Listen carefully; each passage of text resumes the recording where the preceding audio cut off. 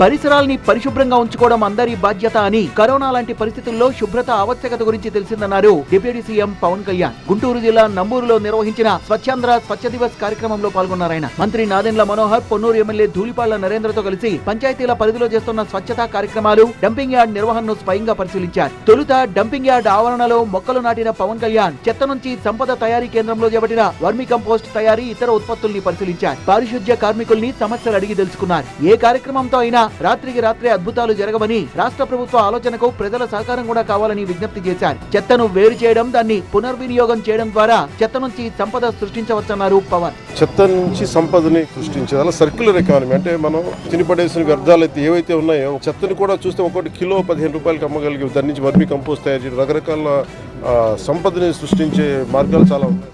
2047 వికసిత భారత్ లక్ష్య సాధనలో రాష్ట్ర అభివృద్ధిలో పరిశుభ్రతే కీలక పాత్ర పోషిస్తుందని అన్నారు పవన్ కళ్యాణ్.